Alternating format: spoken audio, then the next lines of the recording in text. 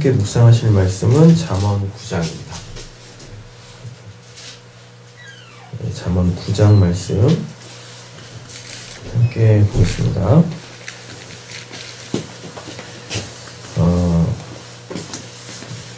잠언 9장은요, 지혜와 그 음료 있지 않습니까? 지혜와 음료를 계속해서 비교를 해주고 있어요. 그런데 지혜가 자기 집으로 이렇게 초청을 합니다. 어제는 그냥 부르기만 했잖아요. 예, 그런데 오늘 본문 안에서는 지혜가 자신의 집으로 사람들을 초청하는 모습을 볼 수 있죠. 마치 예수님께서 천국잔치를 벌리시고 거기에 사람을 초청하시는 그러한 비유가 있지 않습니까? 이제 사람들이 안 오잖아요. 원래 관계를 갖고 있었던 그들에게 초청장을 보냈는데 때가 됐을 때 그들이 안 와요. 갖가지 이유와 핑계를 대면서 안 옵니다.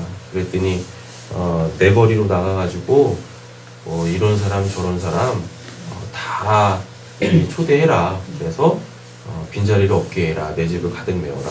라는 말씀을 하십니다. 그랬을 때 이제 그 부름을 받고 그 사람들이 다 오잖아요. 그런데 그 천국잔치에 들어갈 만한 자격이 있는 사람들이 아니었거든요. 그럼에도 불구하고 하나님은 그들을 자신의 집에 혼인잔치에 들이시고 그들의 신분을 그 자리에 맞도록 이렇게 올려주시는 모습을 볼 수 있죠. 그게 뭐냐면은 예복을 준비를 해놓으신 거잖아요.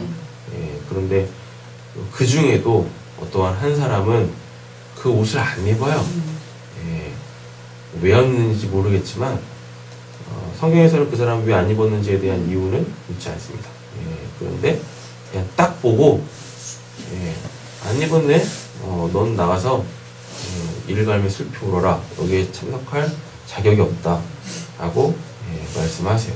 그 집에 들어왔는데도 불구하고 옷을 안 입는 그러한 모습을 볼 수 있죠. 그래서 하나님 믿는다고 교회 다닌다고 다 구원받는 건 아닌 것이 분명한 것 같습니다. 그래서 우리는 정신을 바짝 차리고 지혜로 참된 신앙을 해야 할 줄로 믿습니다. 계속해서 세 번역으로 좀 보도록 하겠습니다. 교독하겠습니다. 지혜가 7 기둥을 깎아 세워서 제 집을 짓고 짐승을 잡고 포도주를 잘 빚어서 잔치상을 차린 다음에 이게 지금 소위 말하는 낙성식 하는 거거든요. 낙성식이 뭐 집을 짓거나 무슨 뭐 성전을 짓거나 뭐 이랬을 때 완공됐을 때 이제 하나님께 감사제에 드리는 걸 이제 낙성식이라고 하는데 지혜가 자신의 집을 짓고 지금 낙성식 하는 모습을 볼 수가 있습니다. 그런데 여기 특징이 있어요. 기둥의 7 기둥이라고 그러잖아요. 이게 거의 뭐 왕궁 수준이에요. 성전 수준입니다. 그러니까 지혜가 이렇게 자기의 집을 이렇게 성전 수준으로 짓는다라는 것은 지혜가 그만큼 수준이 신분이 높다라는 거죠. 그리고 글리 사람들을 초청한다는 얘기는 그 초청한 사람들도 자기의 신분으로 격상시키겠다라는 이야기입니다. 시녀들을 보내어 성읍 높은 곳에서 외치게 하였다. 어리숙한 사람은 누구나 이리로 발길을 돌려라. 지각이 모자라는 사람도 초청하라고 하셨다. 딱 보면은 예수님이 이제 비유하셨던 내용하고 딱 들어맞아요.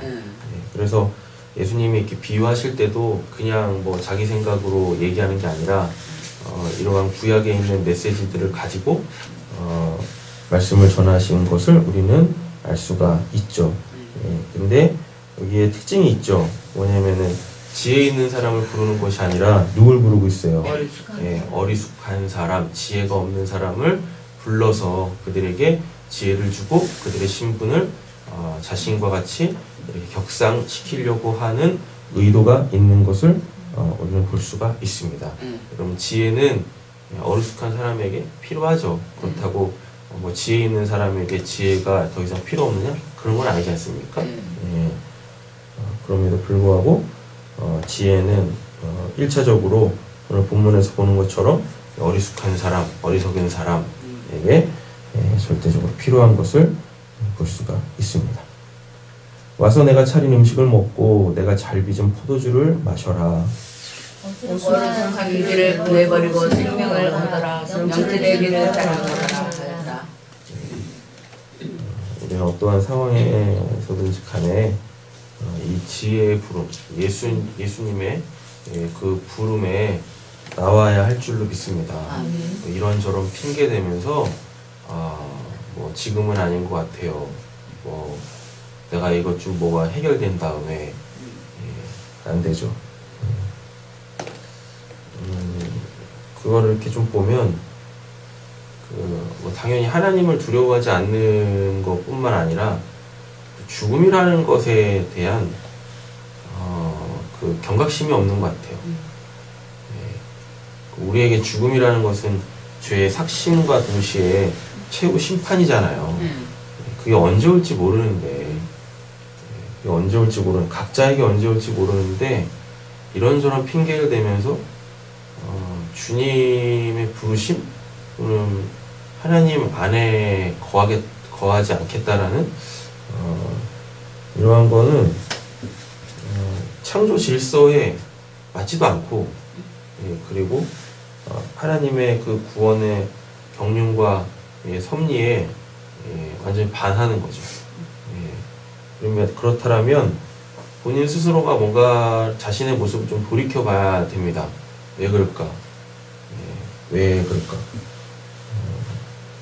그래서 하나님의 부르심 앞에 속히 나와야 되겠죠.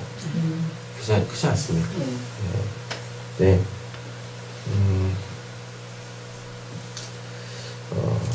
지혜의 부름에도 불구하고 나오지 않는 자들의 이 특징은 7절부터 나옵니다. 그러면 7절에 이제 거만한 사람이라고 하잖아요. 교만한 거예요. 교만은 여러 가지 의미들이 있지만, 그러니까 이렇게 문맥에 따라서 여러 가지 의미가 있지만, 교만의 특징 중에 한 가지는 뭐냐면 뭘 안 받아들여. 뭘 안 받아들이는 거예요. 그리고 교만의 가장 큰 특징 중에 또 한 가지는 뭐냐면 본인은 안다고 하는 거죠. 본인은 알아. 그러니까 새로운 것이라고 했을 때 그거는 이제 하나님의 영역이겠죠. 그걸 전혀 받아들이지 않습니다. 이런 자들이 이런 사람들이 교만한 사람들의 특징이죠. 7절입니다. 거만한 사람을 훈계하면 수치를 당할 수 있고 사악한 사람을 책망하면 비난을 받을 수 있다. 거만한 사람을 책망하지 말아라. 그가 너를 미워할까 두렵다. 게으른 사람을 꾸짖어라. 그가 너를 사랑할 것이다. 교만할 때는요, 아무리 뭔 얘기를 해도 안 들어요. 그리고 오히려 뭐예요? 그것에 대하여서 이야기하는 사람에게 오늘 본문처럼 뭘 안 됩니까? 죽일 듯이 달려드는 거죠. 그럴 때는 뭐 하세요? 그냥 피하는 게 상책입니다. 그게 지혜입니다. 그리고 제풀에 꺾이거나 아니면 우리가 뭐 사람을 어떻게 할 수 있는 게 아니잖아요. 우리가 사람을 구원하는 게 아니었습니까? 감사하게 하나님께서 그에 대하여서 구원 계획을 갖고 계시면 하나님의 이 교만도 다 꺾으세요. 하나님의 방법으로. 우리는 그때까지 뭐 하면 돼요? 참고 기다려야 돼요. 인내해야 되죠. 그렇습니다. 그래서 당할 필요가 없는 수치나 책망이나 비난은 피하시면 돼요. 아시죠? 피하시면 됩니다. 차라리 뭘 하세요? 오늘 8절 후반절처럼 지혜로운 사람을 꾸짖는 것, 훈계하는 것, 번멸하는 것. 그게 훨씬 더 생산적입니다. 훨씬 더. 지혜로운 사람은 훈계를 할수록 더욱 뭐 하는데요? 지혜로워진대요. 지혜로워진대죠. 예, 이게 왜 그러냐면 뭐 함부로 훈계할 수 있는 게 아니잖아요. 네. 쉽게 말하면은 그가 보이는 거야. 음. 예, 그가 보여. 그러니까 그에게 딱 맞는 말을 하겠죠. 예. 그러니까 거기에서 뭐가 더 생길 수밖에 없어요? 더 지혜가 생길 수밖에 없는 거예요. 그럼 그를 정확하게 보려면 계속 똑같이 말씀드리지만 내가 거울이 돼야 돼요. 네, 내가. 그러니까 이제 지혜가 필요한 사람 있지 않습니까? 지혜가 필요한 사람에게 내가 이렇게 훈계를 할 때 또는 권면을 할 때 그가 나에게 내가 그의 거울이 돼서 그의 모습이 딱 비춰져야 되는 거예요. 네. 예, 그럴 때 그 훈계가 필요한 사람이 그 훈계를 받아들인다고. 근데 이제 지혜롭지 못할 때 특징은 뭐냐면 거울이 돼주지 않는 겁니다. 예, 그리고 뭐예요? 그냥 막 쏴대는 거야. 네. 너 이래, 너 이래, 너 이래 막 이러면서. 예. 그러면은 그 사람은 결코 그걸 받아들일 수가 없는 거예요. 예, 이런 특징들이 있습니다. 오늘 본문이 지금 그걸 얘기하고 있는 거예요. 지혜로운 사람은 훈계를 할수록 더욱 지혜로워지고 의로운 사람은 가르칠수록 학식이 더할 것이다 라는 말이 내가 그들의 거울이 되어져서 그들이 나를 보면서 본인들의 모습을 보게 되어지는 겁니다. 예, 그래서 여기서 이제 방법이 하나가 있죠. 뭐냐면 나는 딱 뭐 온전한 것처럼 이렇게 딱 빠져 있고 그에게 막 쏴대는 게 아니라 그가 어떠한지를 보인다고 했잖아요. 지혜로운 사람은. 예, 그걸 가지고 거울이 된다는 얘기는 나를 먼저 들여다봤을 거 아닙니까? 맞잖아요. 네. 예, 그래서 그 화살을 나에게 돌리는 거예요. 예, 그 훈계의 화살을 나에게 돌리는 거죠. 예, 그랬을 때 그들이 듣게 되어진다라는 이야기입니다. 그죠? 10절입니다. 주님을 금해하는 것이 지혜의 근본이요 거룩하신 일을 안 하는 것이 세상의 근본이요. 예, 잠언의 큰 주제죠. 예, 여호와를 경외하는 것이 지혜와 지식의 근본이죠. 예. 나 지혜로 말미암아 내가 오래 살 것이요 내 수명도 길어질 것이다. 내가 지혜로우면 그 지혜가 내게 유익하지만 내가 거만하면 그 거만이 너를 해롭게 할 것이다. 예, 결코 교만해서는 안 되겠습니다. 예, 이제부터는 또 이제 어리석은 여자, 이게 이제 번역 개역 개정판에서는 음녀 이렇게 번역이 되어지는 건데, 어리석은 여자는 수다스럽다. 지각이 없으니 아는 것이 아무것도 없다. 그러한 여자는 자기 집 문 앞에 앉거나 마을 높은 곳에 앉아서. 예, 지혜도 이러는데 이 어리석은 여자 음녀도 이러죠. 예. 아는 게 없으니까 쓸데기 없는 얘기들만 많이 하는 거예요. 말이라는 건 해야 될 말만 하는 거잖아요. 근데 할 말이 없으면 오히려 말이 많아지고 진리가 없으면 진실하지 못하면 말이 많아져요. 왜? 거짓은 거짓으로 계속 붙잖아요. 예, 그렇습니다. 그래서 말이 많은 게 좋은 게 아니에요. 지혜로운 게 아니에요. 우리는 해야 될 말들만 해야 될 줄로 믿습니다. 제 갈 길만 바쁘게 가는 사람에게 어리석은 사람은 누구나 이리로 발길을 돌려라 하고 소리친다. 저의 모든 자라는 사람에게는 이르기를. 똑같죠? 아까 봤던 본문하고. 훔쳐서 마시는 물이 더 달고. 이게 말도 안 되잖아요.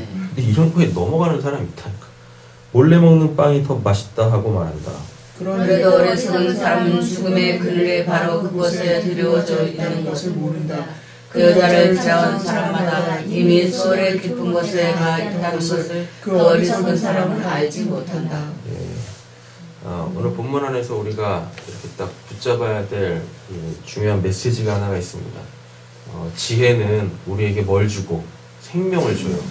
그런데 이 음녀, 어리석음은, 여기서 본문 안에서 어리석음은 아까 지혜 본문에서 교만한 자잖아요. 거만한 자. 자기가 뭘 안다고 하는 자. 뭘 안 받아들이는 자. 하나님의 부르심, 하나님의 그 역사 안 받아들입니다. 다른 말로 따지면 안 듣는 거야. 안 들어. 그러니 뭐가 안 생겨요? 믿음이 안 생기지. 그러니까 봐야 될 것을 못 보는 거예요. 예, 봐야 될 것을 못 보는 거. 그리고 눈앞에 벌어진 이 상황을 온전히 다 뭘로? 부정적이거나 잘못된 거나 부조리함으로 보게 되어지는 겁니다. 그래서 오히려 그 지혜에 대하여, 하나님에 대하여, 그 생명에 대하여 자기만의 철옹성을 쌓아 올리는 거예요. 그런 사람들이 거만한 사람들이죠. 안 듣는 거예요. 안 듣는. 지혜로운 사람들의 특징은, 생명이 있는 사람들의 특징은 뭐냐면 잘 듣습니다. 잘 들어요. 그런데 이 어리석은 여자, 어리석은 여자는 본문 안에서 이제 거만한 자, 앞부분에서는 음녀 이렇게 되어지죠. 하는 행동은 뭐랑 똑같아요? 지혜랑 똑같아. 지혜도 아까 자기 집을 세우고 불렀는데, 어리석은 자도 똑같아. 어리석은 여자 음녀도 똑같이 합니다. 근데 이 어리석음의 끝자락에 뭐가 있어요? 18절 보시면 죽음이죠. 죽음. 결국 기독교에 여러 가지 특징이 있습니다.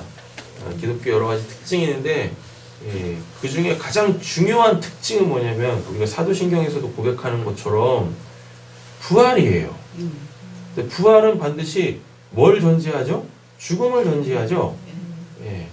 죽음을 전제하지 않는 부활이라는 것은 없어요. 그러면 예수도 죽고 부활하셨잖아요. 그럼 우리도 죽고 부활해야 한다라는 거거든요. 그래야 우리가 뭘 얻습니까? 영생을 얻죠. 그런데 이 어리석은 사람들은요, 거만한 사람들은 이 죽음을 두려워하지 않아. 죽음을. 그리고 부활을 소망하지 않는 거예요. 그런 겁니다. 여기서 죽음을 두려워하지 않는다라는 얘기는 뭐냐면 죄를 인식하지 않는 거예요. 죄를 인식하지 않는. 우리 그 구원받은 자들은 더 이상 죽음을 두려워할 필요가 없죠. 이게 거만하고 어리석은 사람이 죽음을 두려워하지 않는 거하고 하나님을 믿고 구원받은 사람들이 죽음을 두려워하지 않는 거하고는 차원이 달라요. 거만하고 믿음이 없고 들으려 하지 않는 이들의 죽음을 두려워하지 않는 것은 죄를 인식하지 않기 때문에 그렇습니다. 죄가 뭔지를 모르기 때문에 그런 거예요. 죄의 삭은 사망인데 그걸 모르는 거예요. 하나님의 무서운 심판의 개념이 전혀 없는 겁니다. 그런데 구원받은 성도들에게 있어서 죽음이 두렵지 않은 이유는요. 왜요? 예수 그리스도가 뭘 했으니까 그 죄를 속량했잖아요. 그 죄의 사함 받았잖아요. 그죠? 그러니 죽음이 두렵지 않죠. 그리고 우리에게 뭐가 있어요? 부활의 소망이 있지 않습니까? 부활의 소망이. 거만하면, 교만하면, 듣지 아니하면 뭐가 안 생겨요? 믿음이 안 생겨. 믿음이 없으니까 당연히 뭘 못 받아요? 구원을 못 받죠. 이런 사람들의 말로는 딱 하나밖에 없어요. 지옥밖에 없죠. 그의 삶에 뭘 찾아볼 수가 없어요? 행복, 감사, 기쁨, 즐거움, 이걸 찾을 수가 없어요. 오늘도 우리에게 주신 말씀으로 우린 죽음을 이기고 넘어가서 그 생명의 영역에서, 하나님의 생명의 영역에서 하나님이 주시는 은혜로 오늘도 귀하고 복된 하루를 살아가시는 저와 이렇게 성도님들 되시기를 예수님의 이름으로 축원합니다. 기도하겠습니다.